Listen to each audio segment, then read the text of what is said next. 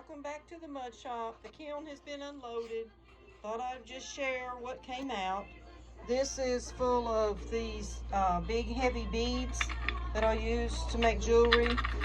These are little lockets, heart necklaces. It's got the little thing on the back to run your chain through. This will be a set for Christmas with the snowflake pendant and the snowflake earrings. Little rose pendant and earring set. These will go for wind chime I'm working on. Also, these little spinny things will go for the wind chimes I'm working on. I did a witness cone in the middle and at the top of my kiln. You see it's firing evenly. Cone 04 for a Bisque fire. Got a spoon. I did some little doggy dishes, and whoever buys a doggy dish will get a little refrigerator magnet. So I've got these ready to paint. One of them's a little bone. Here are the little doggy dishes. Pet dishes, I guess. The cat could eat out of it too. And the bone will be glazed white, so if you want to take a permanent marker and write their name on it over the top, even though there's texture, when I get through it'll be a smooth finish, so you can write on it. I have several Mississippi plates. I have some large ones, 1, 2, 3, 4, 5 large ones, and different textures in each one, some of them without texture, so I can dress it up with glaze. And then each one of the little spoon rest ones have a little bit different shape in the center. These are rounded. This has chicken, so I'll glaze it with some red around it. I will do some things. I stayed up late last night making my glaze chart, so I know what I'm going to put on each one. And these are plain, so they'll dress up. These have the cotton ball theme. I have a couple Mississippi plates. It'll be a matte blue, like a light sky, but behind them, and the cotton balls, of course, white and brown for the stem, and then the outside will be a brown to match it. So got 2 large Mississippi plates, a large plate and a salad plate done like this, and these were all hand cut. I rolled the clay out and cut them out by hand with a little clay knife and attached them onto these. Also, I have matching that is a mug. One's got the cotton ball on the handle, so the handle will be brown like the stem. A cotton ball on one side of it.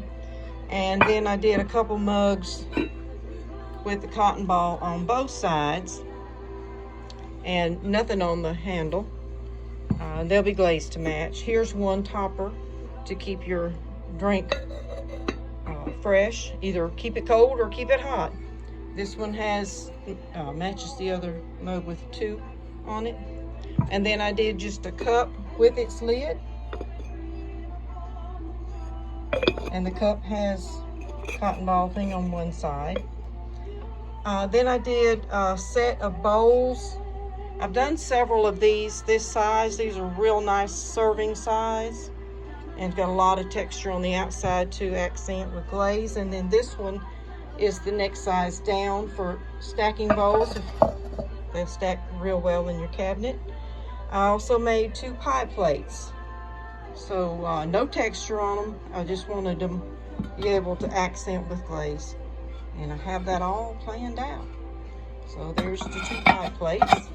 I did, took leaf shaped each one of these little pieces and pieced it together, the different leaves that were cut out of clay and textured by real leaves, and placed them in a bowl. Now this one has a smooth round lip. This one I left it a little more organic. You can see the ends of the leaves, how they were layered together, and I didn't round out the top. I just left it with the leaves. So that's those 2 bowls. And then this is the special mug that I made, trying out something new to make a butter crock. So the lid is not just a lid. You put a little bit of water in the cup down in the bottom, and then you fill this with your butter, and you flip it upside down, and you can keep this on your counter to keep your butter at room temperature. Then when you're ready to use it, you just lift this up and you dip your butter out of here. So that's my butter crock. I made a couple more of those yesterday, so they are greenware, so it'll be a little while before they're done. And then I made several pumpkins, and I'll glaze each one of these, all different sizes. And I did a live video when I made an oval bowl, and here's the bowl that I made. It's got a lot of texture on the inside, and I did texture on the outside from a lace. So that's the oval bowl we made on the video. Check it out. You'll be able to see how we made it. And I made a few little birds. Now these birds will be glazed like bluebirds. And here is a sweater pin. Of course, that'll be for Christmas. And I made different leaf bowls. These were made out of real leaves. I would lay the leaf on the clay, press it in to get a good imprint of the veins in it, and then I would press it out and make a plate and put little feet on it. But each one is different. The veins are different. The shape is different. The feet are different. The size is different. So it's a little bit of different variations in it. This one had big, hefty feet. There's one that's pretty flat. You could actually put cupcakes or something like that on this one. It's got leaf feet. This one is a little deeper. And I looked out the kitchen window one day and saw this big giant leaf that had fell out of the sycamore tree, and I put it to use. This thing, here's my hand, is huge. It's 1, 2, 3 hand widths wide and almost 2 hand widths lengths long. And I've made a deep bowl out of it too, so that took up some of the leaf. But the leaf was actually this big. I said, oh, thank you, Lord, for the tree star. I think I'll put it to use. So I made this gigantic leaf plate, and I love it. So we'll see how it all turns out.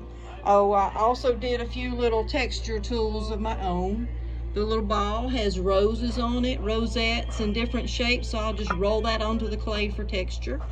The roller here has place where I can just hold it or stick a needle tool in it to use to help press, and it'll put polka dots onto the clay. This one has flower on this side I can stamp in, or a swirl on this side that'll stamp in, and the swirl will look sort of like these. I actually used that when the clay was dry to make this one, so it'll make a swirl like this into the clay. So that's where we are, and I will be working on glazing. I also have been working on some wallflowers, and I made a poinsettia, so that'll be glazed also. It has a place in the back for it to be hung up. And here's my glazing list, front and back. And I'll let you know when I get busy glazing how things turn out. Thank you for joining me in the mud shop. Bye.